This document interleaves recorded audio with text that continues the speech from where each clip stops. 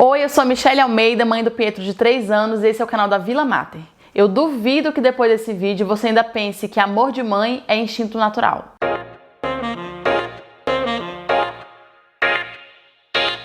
Eu sempre tive um instinto materno muito aflorado. Eu sou uma pessoa naturalmente cuidadora, eu não posso ver um problema de alguém que eu já quero resolver. Inclusive, muitas vezes me meti até onde não era chamada. E eu sempre quis ter muitos filhos, pelo menos 3, porque eu venho de uma família nordestina de muitos filhos, né? Uma avó teve 18, outra avó teve 6, outra avó, que é minha bisavó, a outra avó teve 4. Então, pra mim, essa ideia de casa cheia era uma coisa muito natural, e essa ideia de eu ter muitos filhos também pra mim era uma coisa que meio que fazia parte do processo da minha vida de ser mulher. Mas aí quando a vontade de ter filho foi chegando, ao mesmo tempo um medo avassalador veio junto. E eu fiquei empurrando, pro ano que vem, não, deixa pro outro ano, depois deixa pro outro ano. E aí de repente foram passando 3 anos desde aquele primeiro desejo de ter um filho, e quando eu já menos imaginava, eu já não estava nem esperando, eu me descobri grávida. Tomei um susto, porque realmente não foi planejado, mesmo sendo uma pessoa que sempre quis ter muitos filhos. Eu estava no auge profissional, muita coisa acontecendo, muita coisa me demandando, então eu não sabia, eu comecei a ficar insegura de se aquele era realmente o melhor momento. E aí, na verdade é que não existe o melhor momento, nunca existe o melhor momento, a gente nunca vai estar preparada para ter um filho, por mais desejado e esperado que esse filho seja, quando ele realmente vem, sempre é um susto, porque nascem alguns medos que a gente não tinha, né? E um deles é se a gente vai dar conta. Uma coisa engraçada da maternidade é que a gente sempre se prepara para um monte de coisa que a gente nunca vai precisar. E aquelas que a gente realmente vai precisar, a gente nunca se preparou. Parece pegadinha assim de Deus, porque às vezes a gente imagina que o nosso filho vai ser assim, ou que a gente vai ser uma mãe de um jeito, e de repente a coisa é totalmente diferente. Se tem uma coisa que não tem como se controlar nessa vida, essa coisa se chama maternidade. O fato é que essa história de que a gente já nasce mãe, que a gente já tem um instinto materno, que a gente por ser mulher já tem tudo isso dentro da gente, que vai aflorar quando a gente engravida, pra mim isso não existe. Eu vou dar o meu próprio exemplo, né? Quando eu engravidei do meu filho, como eu já falei, né, além do susto que eu tive, eu não consegui criar aquele vínculo imediato e que eu tinha certeza que eu ia ter quando eu engravidasse, porque como eu falei, eu sempre fui uma pessoa muito maternal, uma pessoa muito cuidadora, eu sempre desejei ter muitos filhos, então eu não conseguia entender por que eu não estava criando aquele vínculo tão forte, vindo aquele espírito ancestral da mãe dentro de mim, né? E então eu não chorei quando eu descobri que estava grávida. Na verdade, eu inclusive não conseguia nem acreditar que eu estava grávida. Eu fui fazer a ecografia depois do exame do teste, né, de gravidez, fiz o exame de sangue também deu positivo, e mesmo assim eu não acreditava. Aí eu fui fazer uma ecografia e eu cheguei lá na sala e a médica falou: olha, de quantas semanas você tá grávida? Eu falei: não, eu não sei se eu tô grávida. Eu vim aqui pra saber se eu tô grávida. Então, aí ela foi, olhou e falou: olha, você tá muito grávida. Então, mesmo depois de todos os testes, eu ainda ficava naquela certeza: meu Deus, mas eu não tô sentindo nada, não mudou nada dentro de mim, né? Será que eu realmente tô grávida? E aos pouquinhos a gente vai internalizando aquilo, e assim, não é rápido, porque o bebê, ele não causa mudanças tão drásticas. Eu, por exemplo, não tive aquelas coisas de enjoo, enxaqueca ou fraqueza. Eu fiquei normal, não tive aumento de apetite, meu corpo não mudou.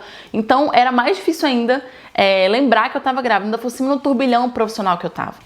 Eu também não chorei nas ecografias, e aí eu comecei a me sentir um monstro. Eu não chorei no meu parto, quando o Pietro nasceu, e olha que foi um parto normal, ou seja, com toda aquela bomba de hormônio possível. Meu marido chorou, que eu achei que não fosse chorar, e eu não chorei.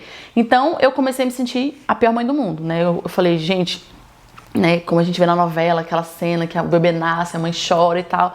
E depois que eu fui conversar com outras mães, amigas, né, que inclusive pessoas super sensíveis, né, muito diferente da minha personalidade, porque eu achava que isso pudesse ser uma coisa muito minha, eu vi que isso aconteceu com a maioria delas, porque realmente isso é um processo, é uma coisa que a gente vai construindo aos pouquinhos, no dia a dia. Esse vínculo também é uma coisa que a gente vai construindo nas pequenas coisas, né, no contato, no toque, no pele a pele, nas dificuldades, né, no acordar.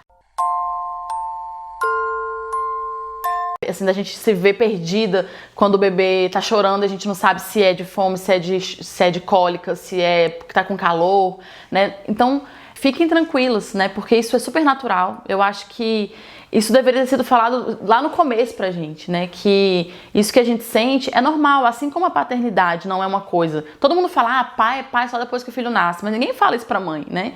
E realmente, muitas vezes, mãe é mãe só depois que o filho nasce. Mesmo o bebê estando dentro da gente, muitas vezes isso não vai ser natural e instintivo como as pessoas imaginam e pregam e como a cultura coloca pra gente.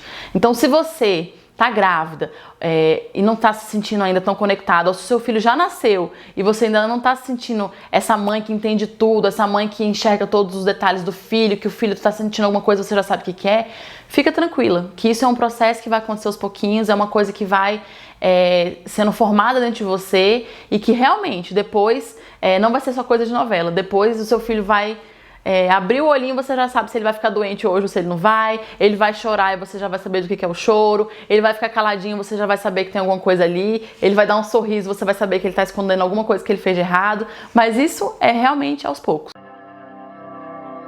E aqui eu queria dar um recado muito especial para as avós. Eu sei que é até um pouco delicado falar disso, porque assim como a mãe tem a culpa materna desde o começo, né? Em tudo que acontece, a gente reforça muito essa coisa da culpa materna. Ser avó carrega a culpa duas vezes, né? Se ser avó é ser mãe duas vezes, ser avó carrega a culpa materna duas vezes. Então, muitas vezes, as avós, elas se sentem, né, tanto na necessidade de mostrar que elas foram boas mães na nossa maternidade, né? Na maternidade da filha ou da nora, ou também de fazer diferente aquilo que elas acharam que elas fizeram errado, refazer a maternidade delas na maternidade da filha ou da nora. E às vezes isso gera um sentimento de julgamento, isso gera até uma certa competição. Então, esse lugar não cabe para as avós, né? Deixa lá, deixa sua filha, sua nora errar os erros dela, fazer as coisas que ela acha, que ela acredita que vai ser certo para a maternidade dela, o seu filho também, né? E vai viver a delícia da maternidade, vai viver o outro momento da sua vida, que é esse carinho incondicional, esse amor incondicional e livre do neto, esse momento sem cobranças, onde você vai poder realmente se jogar no chão, brincar, fazer aquelas coisas que naquela época que você tinha que educar, né, que formar os valores, você não podia fazer, ou que você estava na correria do seu trabalho e você não conseguia fazer. E deixa esse momento para que a sua filha construa do jeito dela, ou a sua nora, ou seu filho, né, esse momento da paternidade, da maternidade que eles estão vivendo.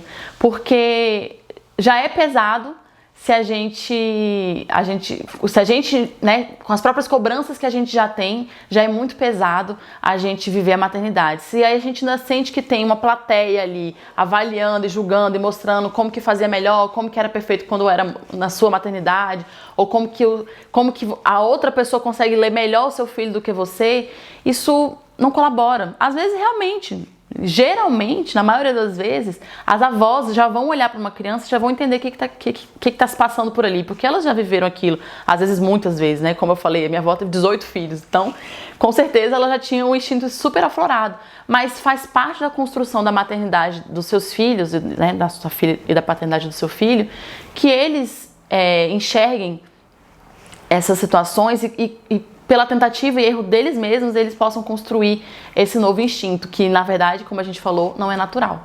Então, espero que vocês agora tenham a certeza de que ninguém nasce sabendo ser mãe, ninguém nasce sabendo ser pai, também ninguém nasce sabendo ser avó, que é um tema para um próximo vídeo.